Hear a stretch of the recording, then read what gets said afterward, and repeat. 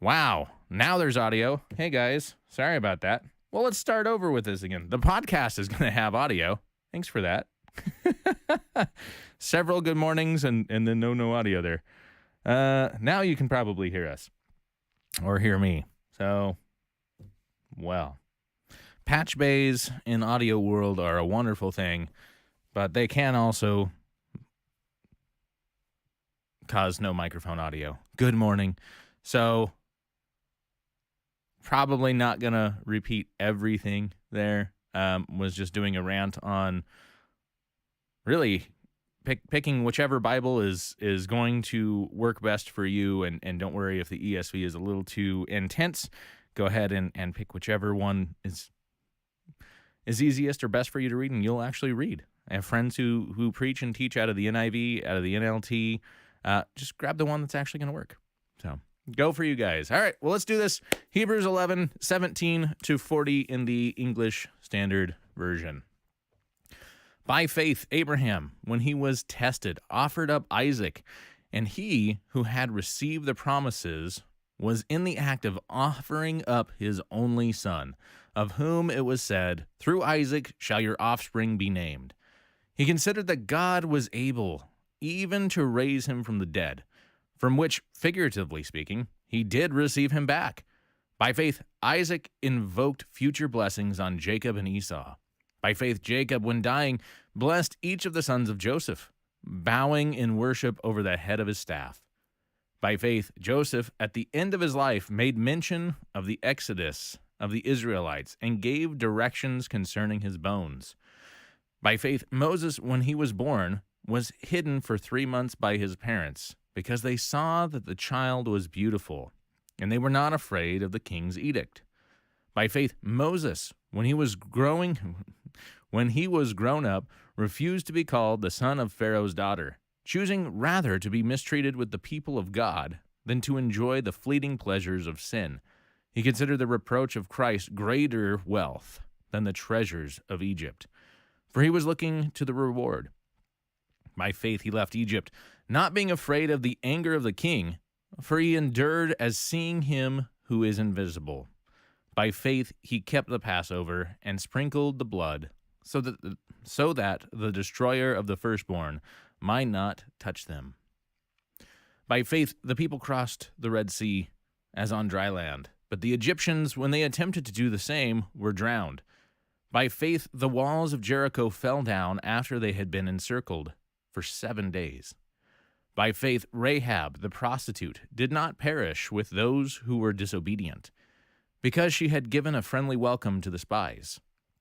And what more shall I say? For time would fail me to tell of Gideon, Barak, Samson, Jephthah, and of David and Samuel and the prophets, who through their faith conquered kingdoms, enforced justice, obtained promises, stopped the mouths of lions, quenched the power of fire, escaped the edge of the sword, were made strong out of weakness, became mighty in war, put foreign armies to fight. Women received back their dead by resurrection. Some were tortured, refusing to accept release, so that they might rise again to a better life. Others suffered, mocking and flogging, and even chains and imprisonment. They were stoned, they were sawn in two, they were killed with the sword. They went about in the skins of sheep and goats, destitute, afflicted, mistreated, of whom the world was not worthy, wandering about in the deserts and mountains, and in the dens and caves of the earth. And all these, though commended through their faith, did not receive what was promised, since God had provided something better for us, that apart from us, they should not be made perfect. I'm guessing after reading that section, it's pretty clear why these two are called by faith. By faith, by faith, by faith, by faith, by faith. This is such a powerful chapter of Scripture to go through. And I would encourage you, I know last week I said we might actually read the whole thing in its entirety. I'm going to leave that to you guys. You guys read all of chapter 11 in entirety at some point this week. It is really, really powerful, but I'm just going to be honest with you. I don't think we have time. But this breaks down into three basic areas. First, 17 to 22, we're going to continue to look at Abraham and his reign, his lineage. And then 23 to 31, Moses onward. 32 to 40, the faith of many. So let's get this going. 17 to 19, by faith, Abraham, when he was tested, offered up Isaac. And he who had received the promises was in the act of offering up his only son, of whom it was said, "Through Isaac shall your offspring be named." He considered that God was able even to raise him from the dead, from which, figuratively speaking, he did receive him back. So we're continuing on with the discussion of Abraham. You might wonder, why did we not include this last week? Well, because it just continues to flow from there. We had a fairly natural break last week. Here, we don't. Okay, we don't have much of a break at all. We just continue to go straight forward through this. But he's continuing on with Abraham, but now it's after the birth of Isaac.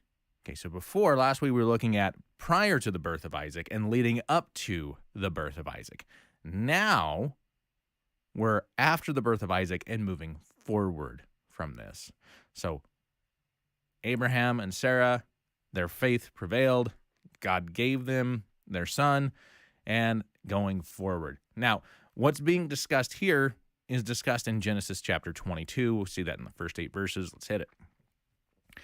After these things, God tested Abraham and said to him, Abraham. And he said, Here I am. He said, Take your son, your only son Isaac, whom you love, and go to the land of Moriah, and offer him there as a burnt offering on one of the mountains of which I shall tell you. So Abraham rose early in the morning, saddled his donkey, and took 2 of his young men with him, and his son Isaac. And he cut the wood for the burnt offering, and arose and went to the place of which God had told him. On the 3rd day, Abraham lifted up his eyes and saw the place from afar. Then Abraham said to his young men, Stay here with the donkey. I and the boy will go over there and worship, and come again to you. And Abraham took the wood of the burnt offering and laid it and laid it on Isaac his son. And he took his hand the fire and the knife. So they went both of them together. And Isaac said to his father Abraham, My father. And he said, Here I am, my son. He said, Behold, the fire and the wood. But where is the lamb for a burnt offering? And Abraham said, God will provide for himself the lamb for the burnt offering, my son. So they went both of them together. Now, there's going up towards the burnt offering. Now, there is a point in here that I really want to point out, and it's part of verse 5. Part of verse 5. When we're discussing Abraham's faith in this portion of Scripture, first of all, this would be insanely difficult, I think, for anyone.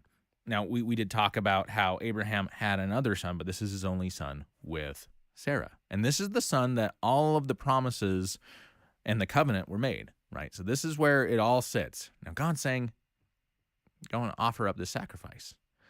This would be hard for any parent, let alone of the age that she was barren, he was way too old, you start going down all of the stuff. This is incredibly, incredibly difficult. Just keeps adding up more and more and more challenges on why anyone would ever even follow through on this. But I want to point out there's a spot here in verse 5 that shows a little bit more of a touch of his faith in the action. I and the boy will go over. Now he's saying this to the young men, his servants who are there with him. I and the boy will go over there and worship and come again to you.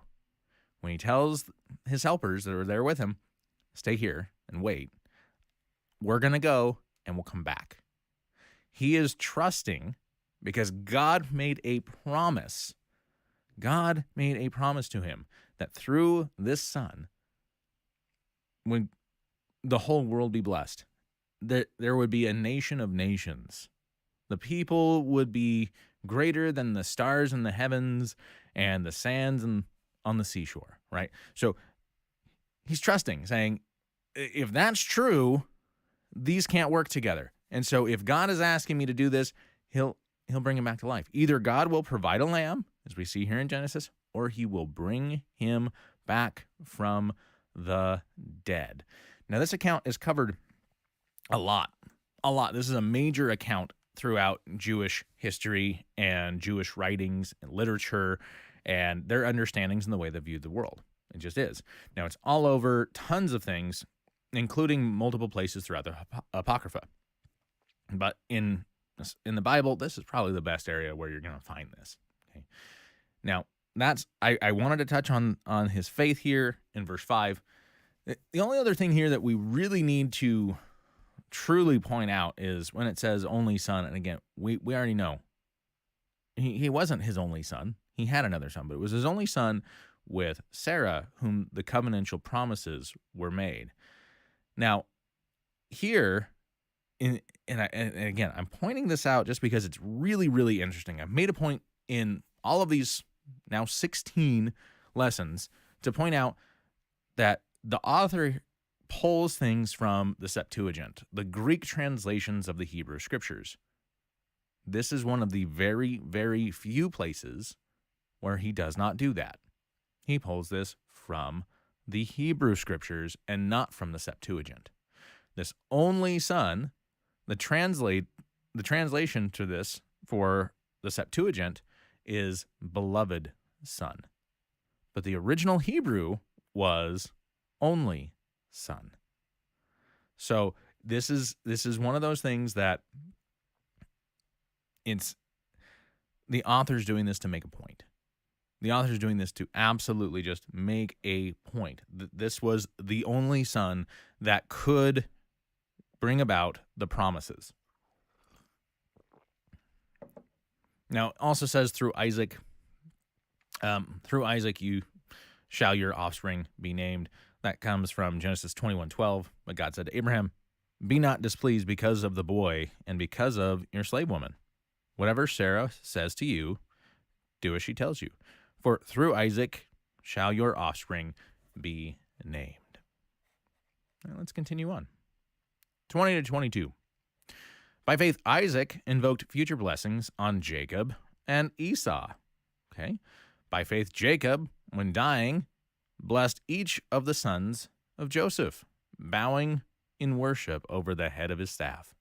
By faith, Joseph, at the end of his life, made mention of the exodus of the Israelites and gave directions concerning his bones. Okay, so kind of just glosses over the going over that lineage right there. Okay, where this all went through, the major story points, just kind of glosses over them, but bringing in a few key points.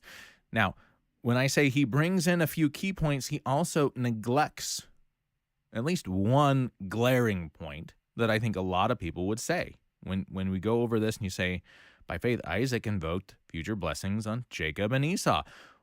If you know the story, Esau sold his birthright to Jacob for a meal. One meal. And it wasn't even a special meal. It was just a meal. He was hungry. He said, oh, you can have some of this. Sure, if you give me your birthright. Okay. I mean, drew abridged version, but still, he does this.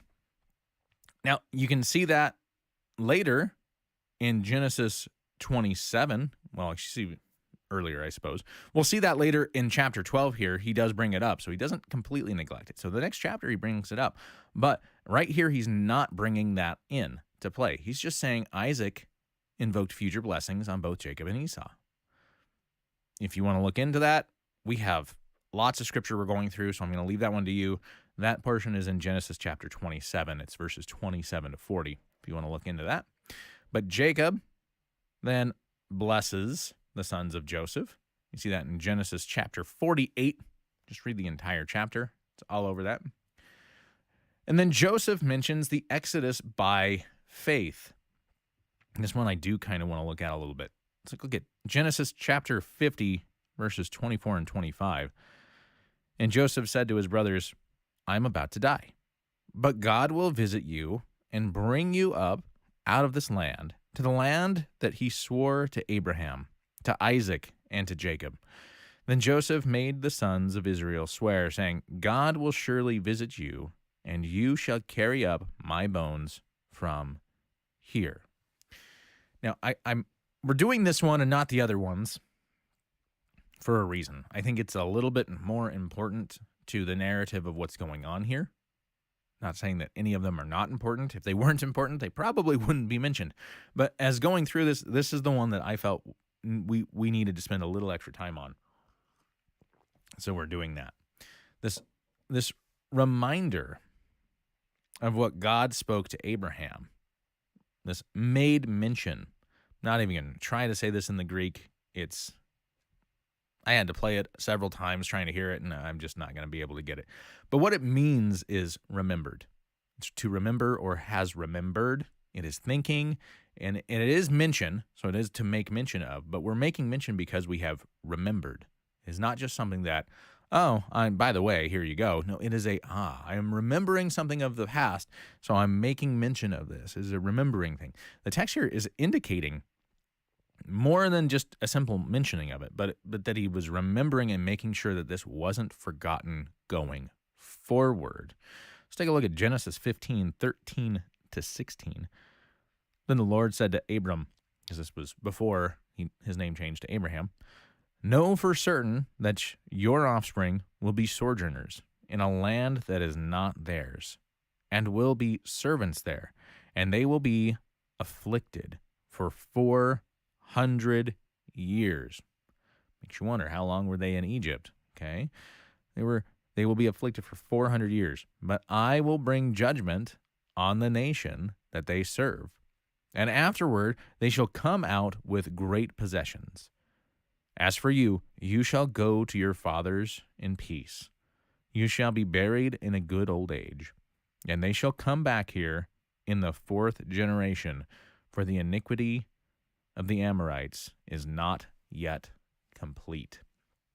So this bringing back, this remembering, this making mention of that Joseph did by faith. Joseph, verse 22, Joseph at the end of his life made mention. He remembered and brought about the reminder to the people.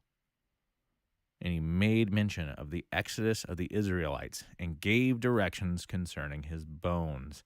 He was making sure that the people would not forget and that they could go forward in knowing what was coming, what was happening, and have faith that God would prevail and take care of them.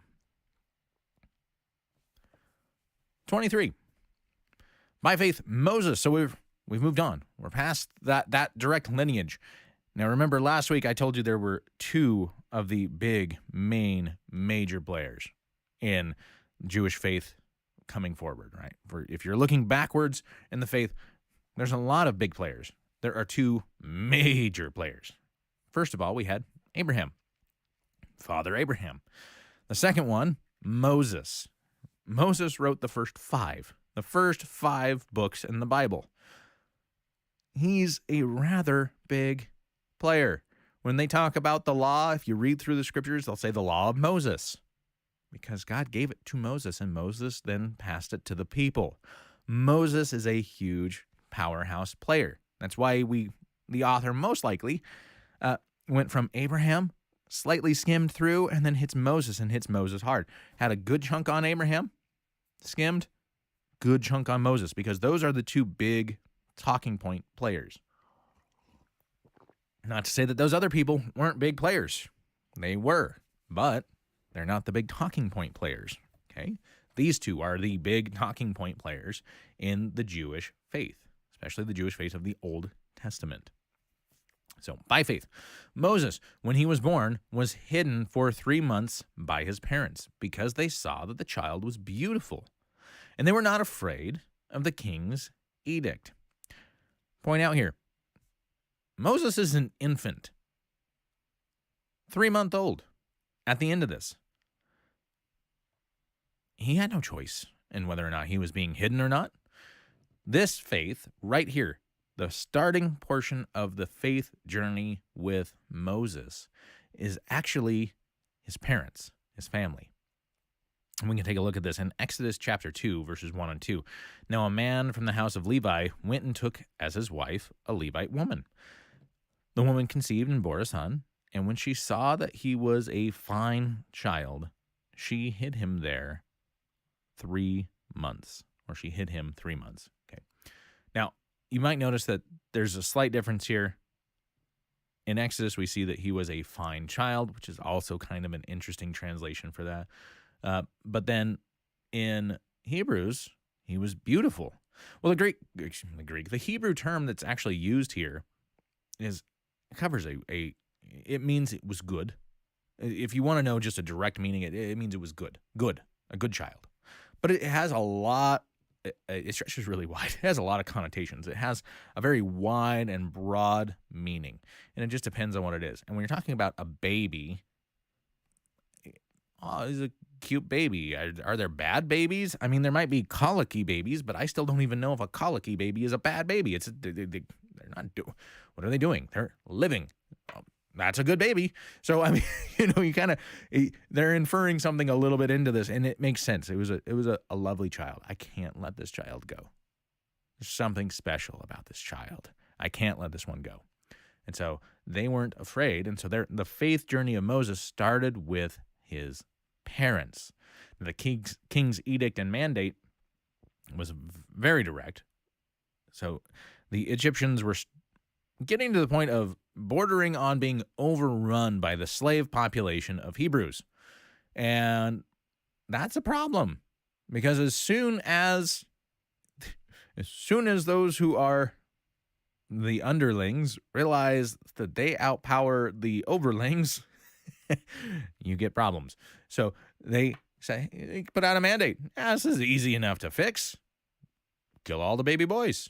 Less children. Less workforce, the next generation, but it's okay. We have to maintain balance. So there we go. And they go and do it. And that was his edict. Now, this edict in Egypt, especially at that time, pharaohs were more than just kings and queens. Okay, we kind of sometimes want to use that as an equal term, pharaoh and king.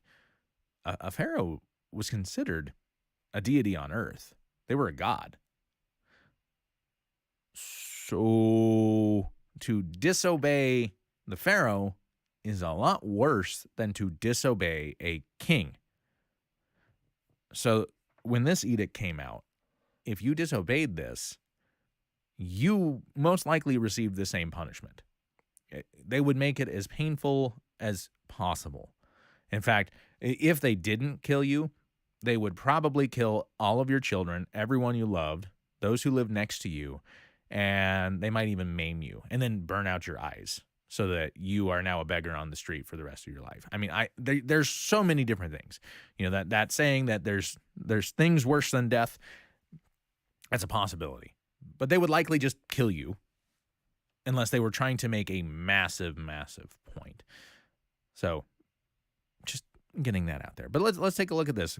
Exodus chapter 1, verses 15 to 22. Just give us this grasp on what this edict was and how intense this was and what kind of faith these people had to have, the parents of Moses had to have to do this.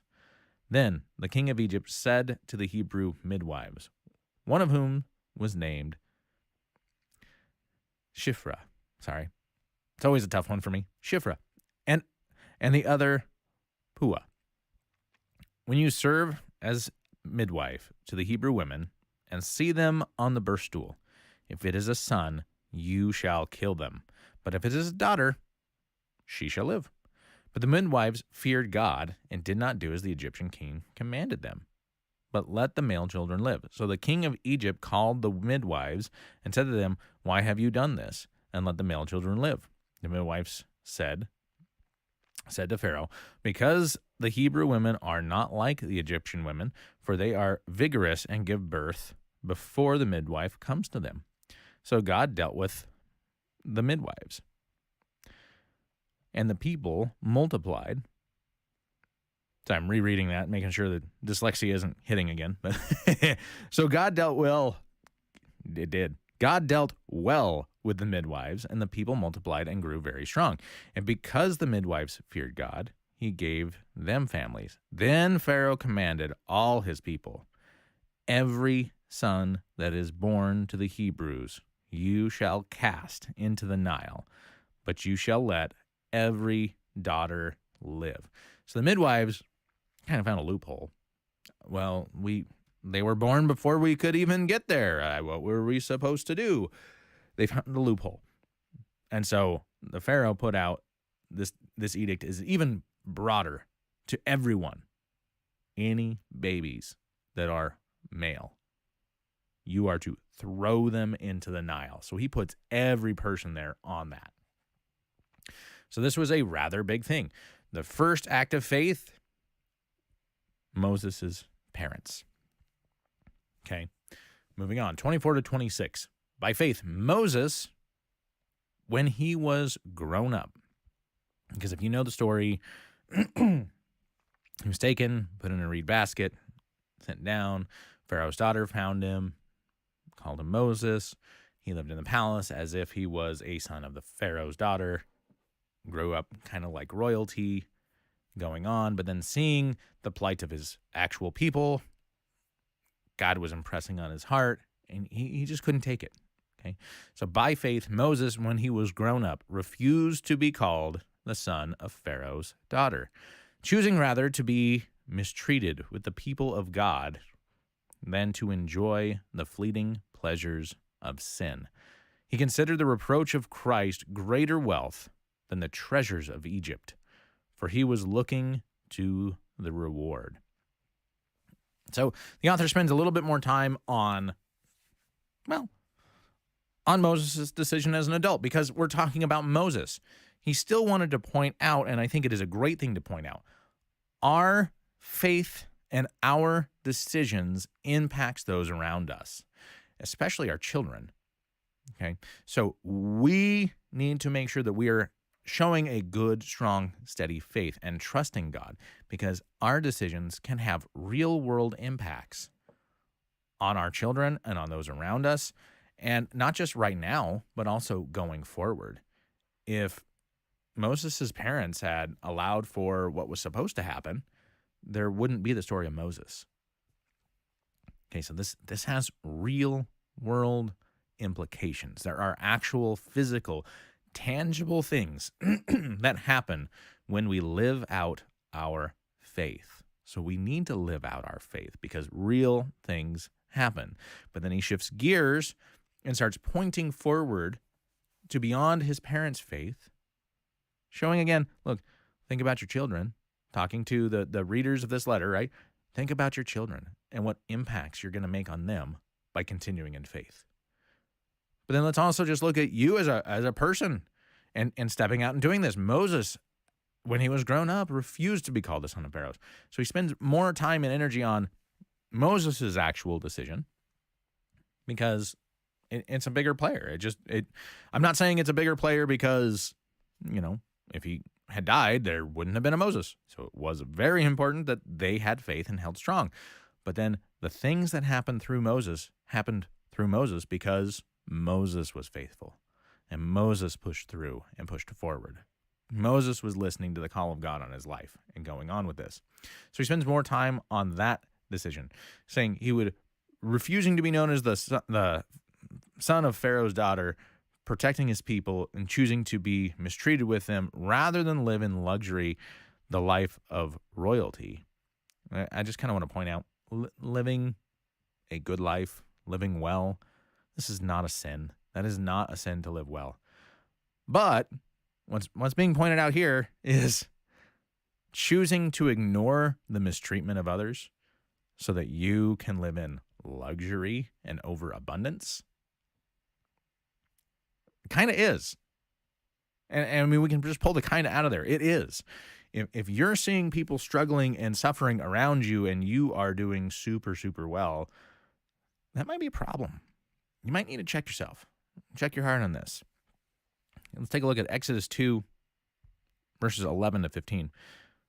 One day, and I want to point something out here because when the author's talking about he would choose to be mistreated with the people of God than to enjoy, and I'm talking about Moses was feeling the call of God on his life, and he was feeling God directing him, and talking about some of this. It's kind of hard to say this, but remember, Exodus was written by Moses, and so this is Moses' own account. It's the inspired account, but still Moses' own account of what was going on.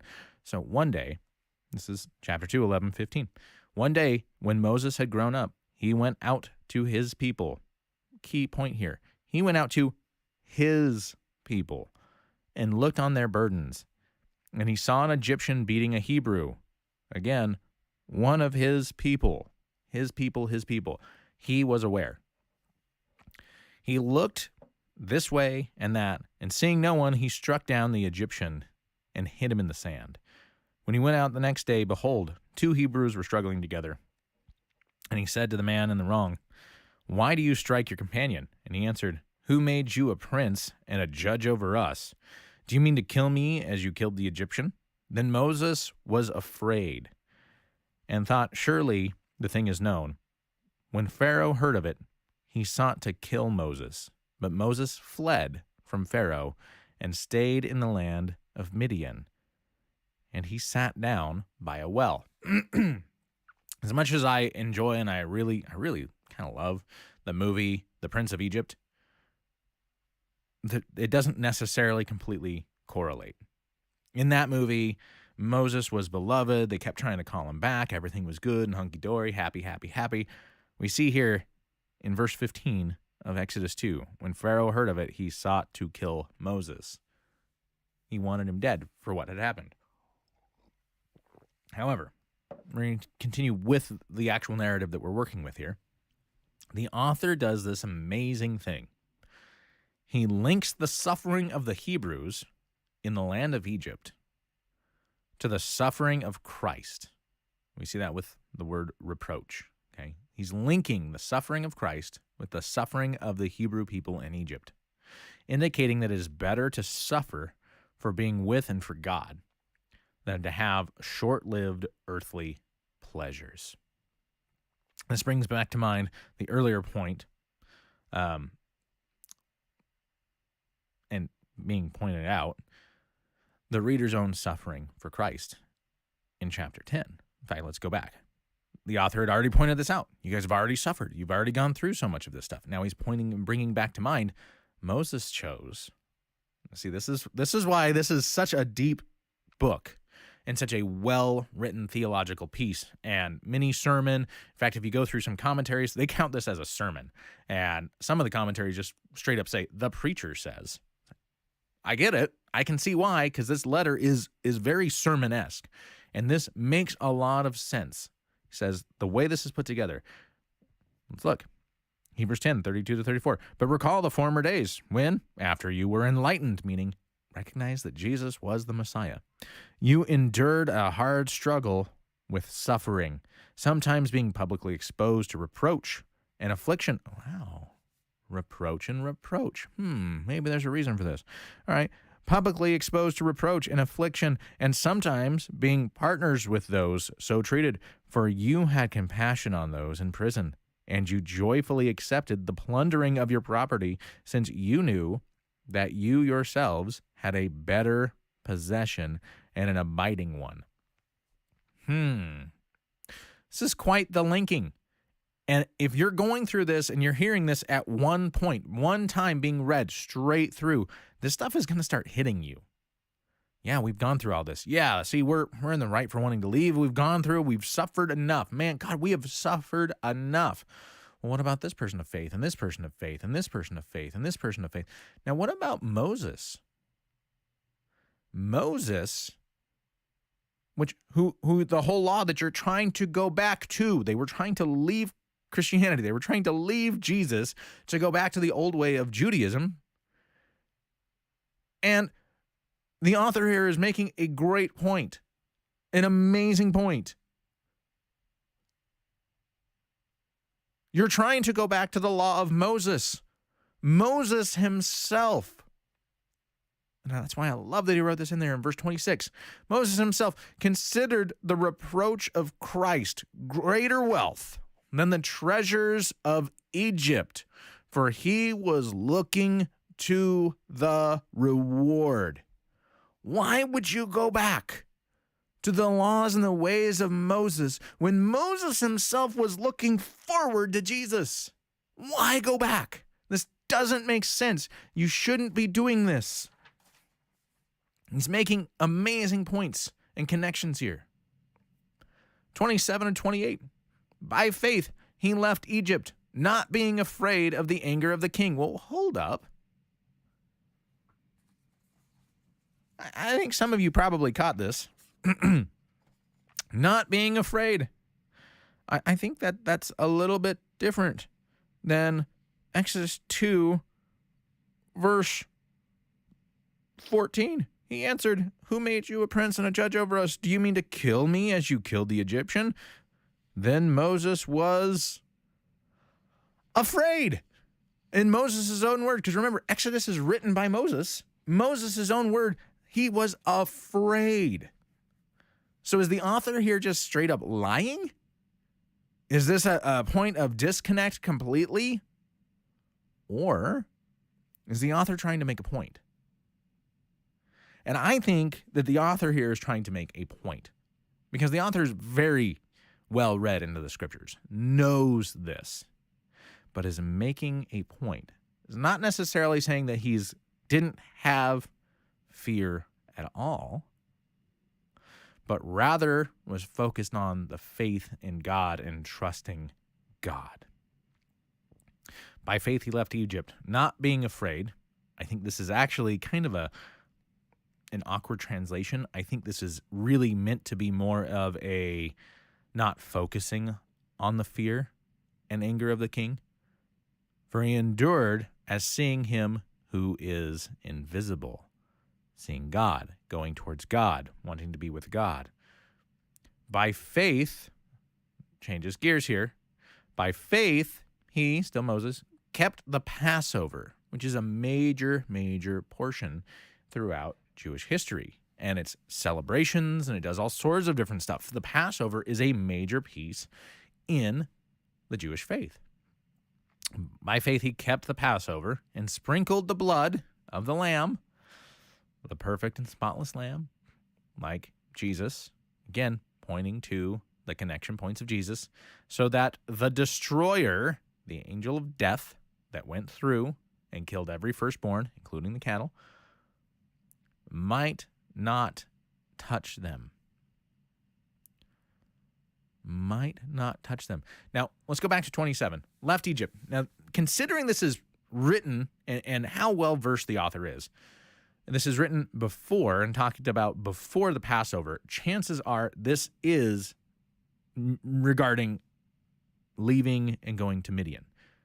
Okay, not necessarily going up to, going out and crossing the Red Sea and going onward, but this is going to Midian before he came back and before the burning bush, left that time. Okay, now we already pointed out, wait a minute, this doesn't jive. I think this is kind of a weird translation, and that the author is making a point. He was more focused on faith in God and faith in what was going, and God used his faith afterward, okay, saying that it wasn't just the fear. It wasn't the fear that drove him, it was the faith. Okay, so going on from that, the readers would know this. They would have known that. And so that's part of the reason why I make that point as well. The readers would have known that Moses was afraid. And so that's why I'm saying I think this is something that is lost in translation for us, sadly. I think that the word had a different connotation and a slightly different meaning that we haven't found yet, and so we don't see that yet. And so this part of the reason why I like the ESV and why I study in the ESV. It is a very direct translation. They take the best usage of the word known and import it and put it on there so that we get the closest to the direct piece. Okay, and I think this is kind of a misportion of that. I think that word meant something slightly different, or had other meanings that was being implied that the readers knew, because otherwise this letter wouldn't have lived. It just wouldn't have made it. Okay, now he kept the Passover. Like the example of Noah, Moses had faith in the impending doom that the Lord told him about. Both were unseen. Now, mind you, Moses, not Noah, Noah had to do this without seeing, at least recorded, a bunch of other things happening, plagues and whatnot. Moses got to see all these other plagues. God made good on a bunch of stuff leading up to this. And so Moses had a reason to have faith because he saw tons of stuff happen. Now, moving forward here, he still had to follow this. This was unseen. God, you're going to kill all the firstborns if we don't do this? Some of this is a little bit more than what he had seen before. So there's a lot of faith in this. Exodus chapter 11, 4-7. So Moses said, "Thus says the Lord, about midnight I will go out in the midst of Egypt, and every firstborn in the land of Egypt shall die, from the firstborn of Pharaoh who sits on his throne, even to the firstborn of the slave girl who is behind the handmill, and all the firstborn of the cattle. There shall be a great cry throughout all the land of Egypt, such as there has never been, nor ever will be again. But not a dog shall growl against any of the people of Israel, either man or beast, that you may know that the Lord makes a distinction between Egypt and Israel." In a cruise, keep going. Exodus chapter 12, verses 3 to 13. I'm going to pick pieces out of this, but the whole section, if you want to read it in context later, it's chapter 12, verses 3 to 13. "Tell all the congregation of Israel that on the 10th day of this month, every man shall take a lamb according to their father's houses, a lamb for a household. And if the household is too small for a lamb, then he and his nearest neighbor shall take according to the number of persons, according to what each can eat, and shall make your account for the lamb. Your lamb shall be without blemish, a male, a year old. You may take it from the sheep or from the goats.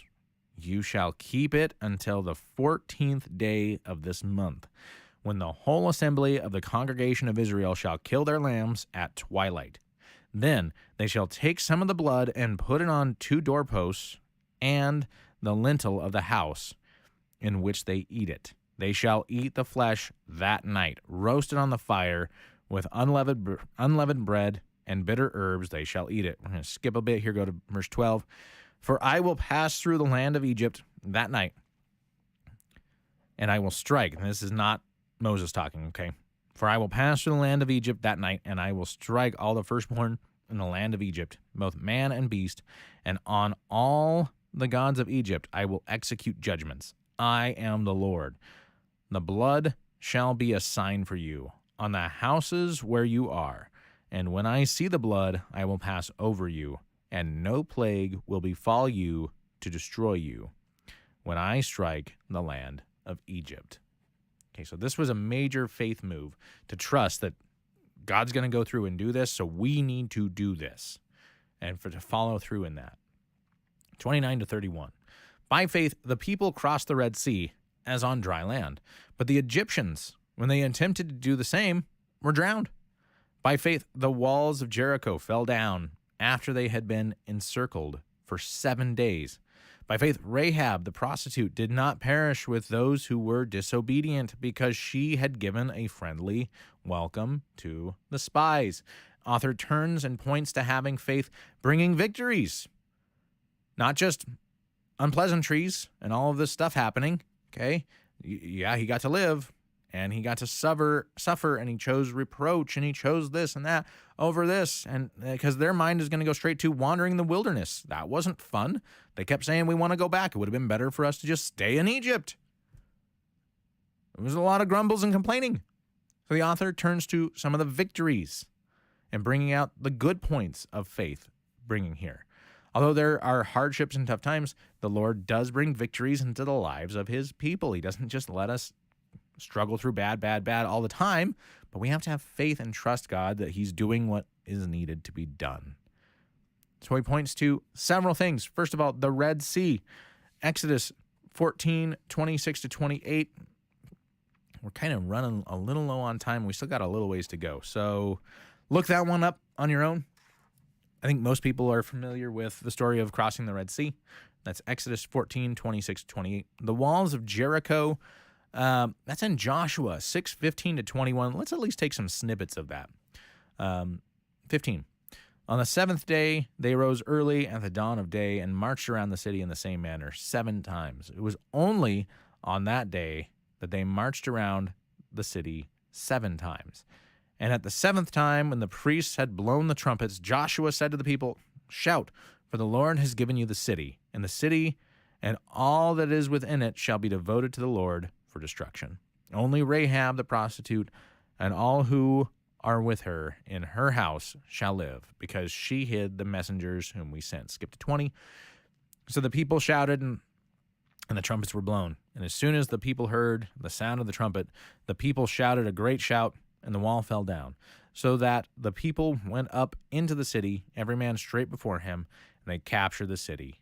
Then they devoted it all, and they did what they said they were going to do.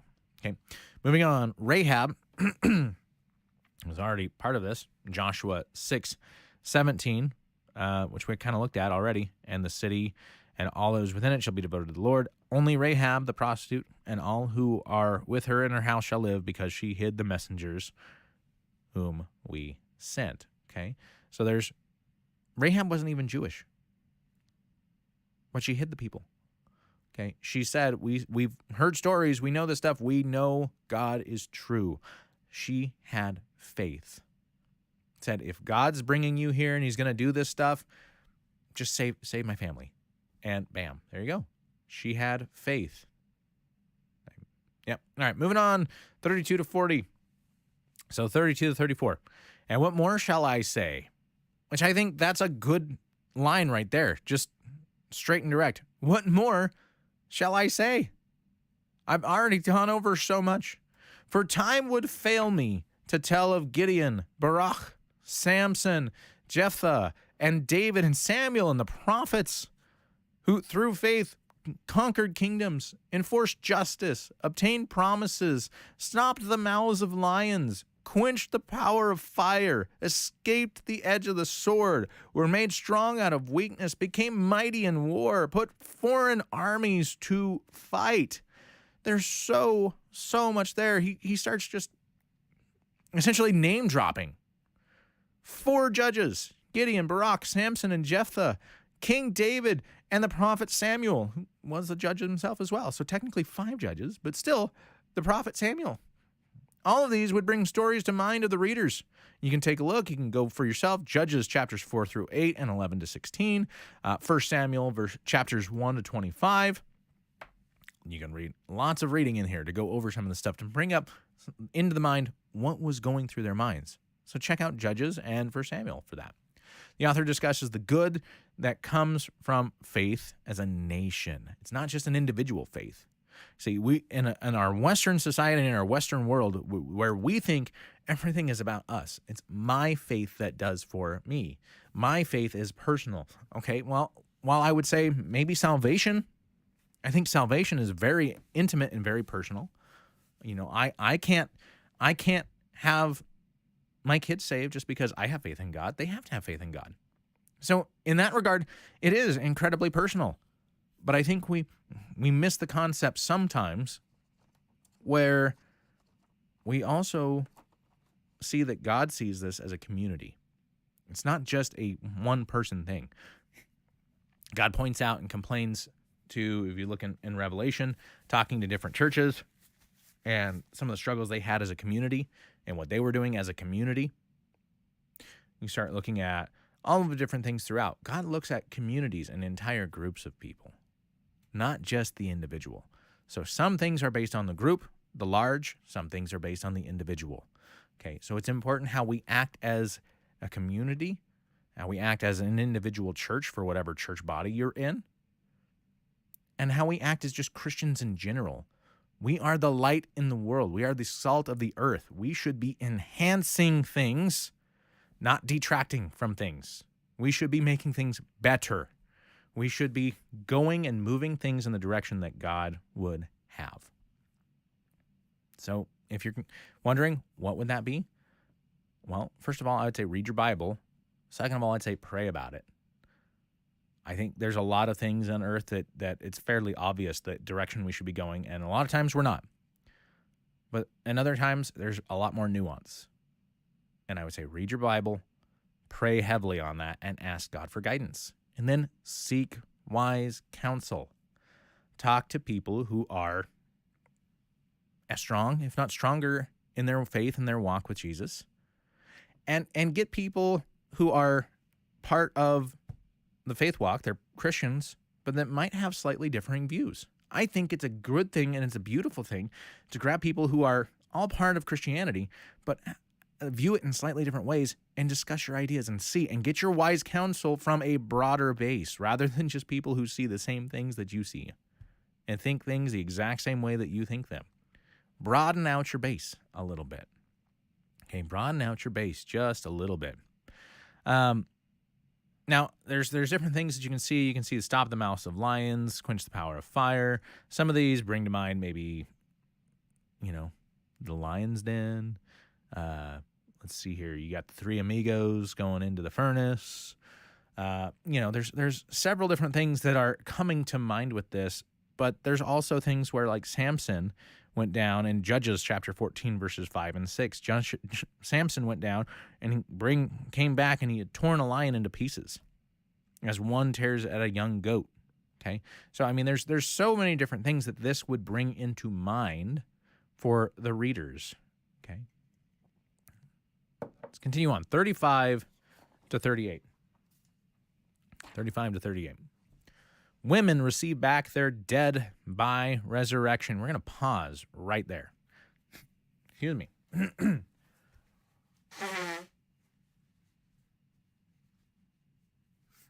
Good solid pausing point. Sorry. Woo. So there's a couple different places to where this happens. First of all, you can look at 1 Corinthians. Did I put that paper down too early? Yeah. 1 Corinthians 15:26. We're defeating death. That's the last enemy, right? The last enemy to be destroyed is death. Okay, brings up memory and thought of Jesus again. But there's a lot of references to some of this. 1 Kings chapter 17 to 22. Let's skim this. We got a little bit. Let's skim this. This is a really important part to bring that up. And this happened more than once. After this, the son of the woman, the mistress of the house, became ill, and his illness was so severe that there was no breath left in him. And she said to Elijah, "What have you against me, O man of God? You have come to me to bring my sin to remembrance and to cause the death of my son." And he said to her, "Give me your son." And he took him from her arms, and carried him up to the upper chamber where he lodged. He laid him on his own bed. And he cried out to the Lord, "O Lord my God, have you brought calamity even upon the widow with whom I sojourn, by killing her son?" Then he stretched himself upon the child 3 times and cried to the Lord, "O Lord my God, let this child's life come into him again." Verse 22, and the Lord listened to the voice of Elijah, and the life of the child came into him again, and he revived. Okay, so bringing it back to this point that resurrection happened. We oftentimes want to say the first resurrection was Jesus. No. I hate to tell you this, but no. The first resurrection was not Jesus. Okay, and in fact, so many people even want to say that was the only time that you ever even talk about. There were actually several. It was almost a common trend for certain religions in the Mesopotamian region to have demigods or gods who died and then were brought back to life and then came back. They usually came back in a totally different form, but they came back. Now, it's just is what it is. But especially of belief systems that have lasted through the ages, yeah, I think Christianity pretty much is the only one that's done that. So, but it just continues on. So, but we also see right here, there is a shift in the middle of verse 35, which is why sometimes, and for the most part, how this was broken up into chapters and verses, most of the Bible is really, really well done. There are places here or there that you just sit there and kind of scratch your head. Why is this a break and not here? And I think this is one of them, because right in the middle of verse 35, it shifts gears completely. Women receive back their dead by resurrection. Next thought. Same stream of thought, but next thought. Some were tortured, refusing to accept release so that they might rise again to a better life. Okay, so some resurrected. Cool. But some died knowing that they were coming back for a better life. They were shooting for the next life. Okay. Others suffered mocking and flogging and even chains and imprisonment. They were stoned. They were sawn in two. They were killed with the sword. They went about in the skins of sheep and goats, destitute, afflicted, mistreated, of whom the world was not worthy, wandering about in the deserts and mountains and in dens and caves of the earth. Author does this major shift of the theme to those accepting death for a better life, a heaven life, right? Life with God, the afterlife. Okay, after this phase of life, moving to the next. Okay, we've already discussed Isaac's metaphorical resurrection, which is an indication towards Jesus, an indication of Christ. Okay, not saying that Isaac was Christ; it was an indication of something to look back on and see the way God works. Okay, but we talked about his metaphorical resurrection and the physical resurrection of the sons. But this raising is raising into the next life. The shift moves from triumphs of faith to what seems would be defeat, but are actually victories in the end. Now, the skins of sheep and goats and the wandering, this indicates that people having no status on earth. They're very poor. They're homeless. Their homes were dens and caves of the earth. People saw no value in them. None. People saw absolutely no value in them. Now, this appears to be an agreement with this author, with Paul, about how the world views the followers of Jesus, Christians. We see this in 1 Corinthians 4:13. In fact, it's 14b. So the second part of this. We have become and are still like the scum of the world, the refuse of all things. Okay. Saying that people who follow God, and this was even before Jesus' time, okay? If you're looking at what was going on here, the heroes of faith that we're discussing before Jesus' time, people who follow God, the world sees no value in. So that's why we say things like, you either choose the world or you're choosing God, because the world sees no value if you choose God. 39-40. And all these, though commended through their faith, did not receive what was promised, since God had provided something better for us, that apart from us, they should not be made perfect. The author wraps this section up by pointing out how blessed they were, and we are, to be in the last age. So they, meaning the readers of the letter. How blessed the people who were reading the letter, who got the letter, and then onward for us, are to live in the last age. Those of the old age were commended for their faith, but they did not get to live in the time of Jesus' coming. Now, some of you might say, we're not either. I would argue, yes, we are. Jesus has already been. He's been here and he's coming back. So if that's the case, we are in the time of Jesus, because we've seen that shift. We've seen that transition. We see that the Messiah has come. We see what's going on and how to live. We have that. We have seen the faith that they had coming. They were watching and waiting for the Messiah to come. We have seen the Messiah come. Yes, we're waiting for his triumphant return, but he has come. Salvation is secure. The kingdom of God is at hand. We're already in the kingdom. Why does the rest of that matter? Right? It's one of those fun things. Does it? Yes, to some degree, but not as much as we like to put it out there to be. Takeaway, what can we take away?